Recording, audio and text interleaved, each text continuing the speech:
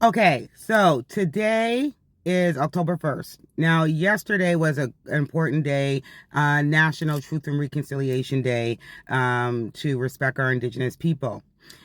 But yesterday was also a special day for me.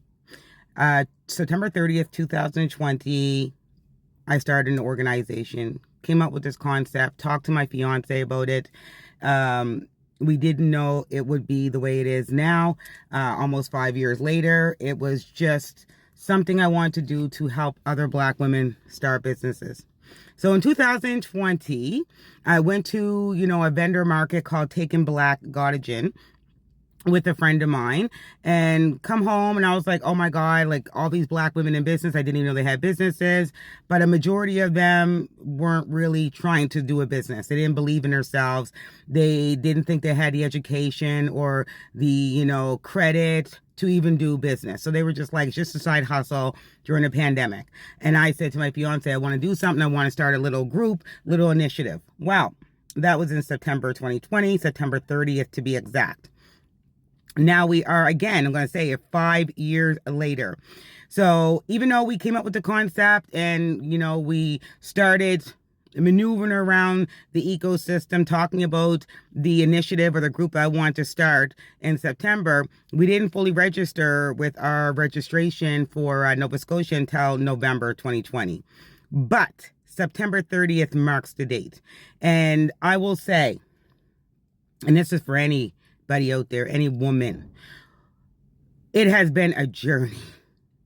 I knew about business. I had successful businesses, like doing very well for myself. And, I had the passion and the purpose to create this, but I didn't know a damn thing about a non-for-profit organization, society, how to model it out, what goes into it, memorandums, the mandates, the policies. I didn't know shit about it, but I did it. I did it scared. I did it without the knowledge, education, and resources. And I did it without the support. And I'm talking about financial support from government. For a couple of years there, we couldn't get any funding anywheres. Couldn't get any funding anywheres.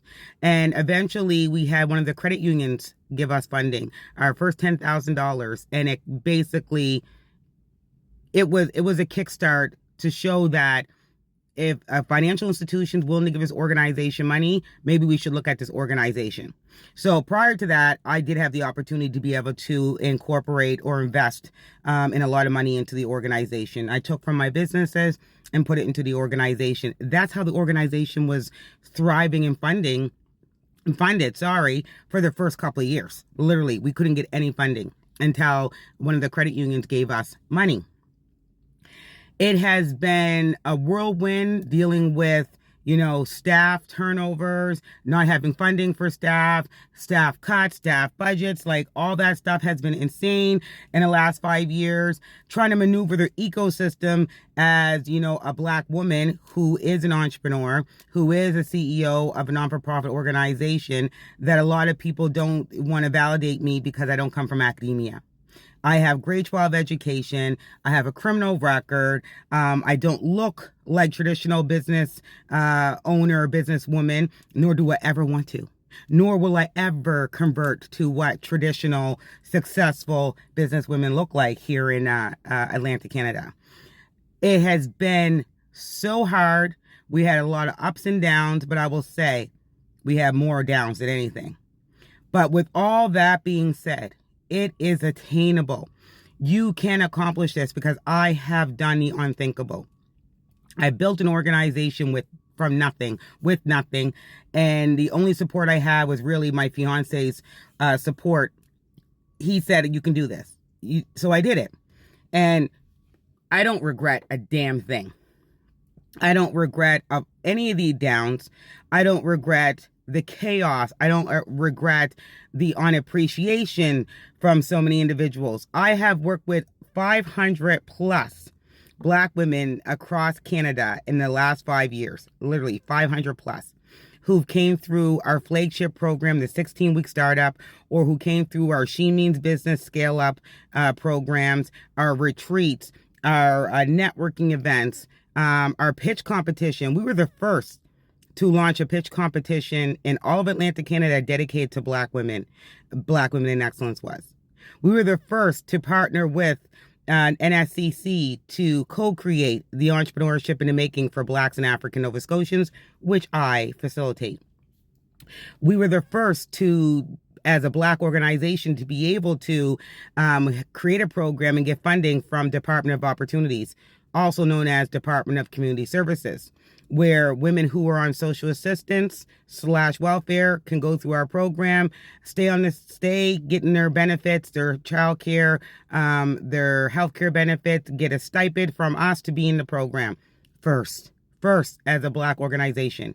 And not just a Black organization, a Black woman run organization who didn't know anything about anything.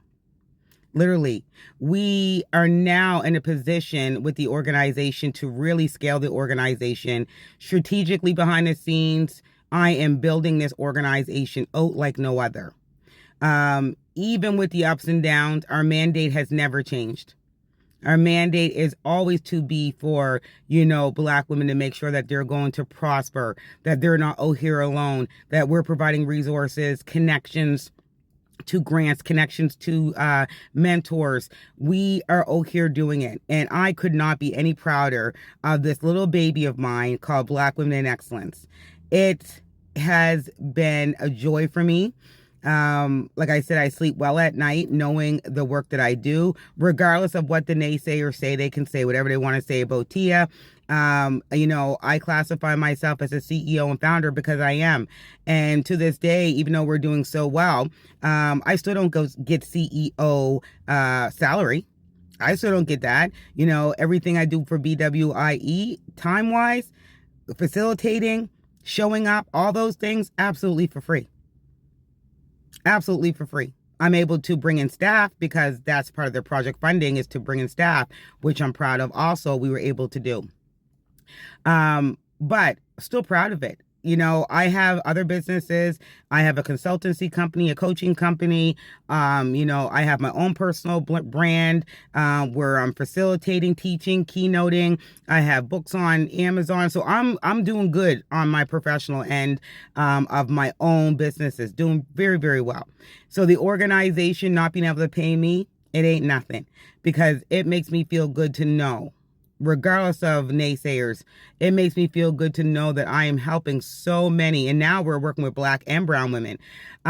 It just feels freaking good. So those out there who want to start, an organization or even a business, you can. You can do it scared. You can do it uneducated. You can do it without resources. You can do it without mentorship. You can do it without someone lending a hand to you. You can do it, because I am living proof that I've done it, and I will continue to do it. I will continue to scale, who I am as my personal brand, but I will continue to scale Black Women in Excellence, because this organization is the only organization east of Montreal that has the core mandate, not an initiative, not a project, to only work with Black and brown women.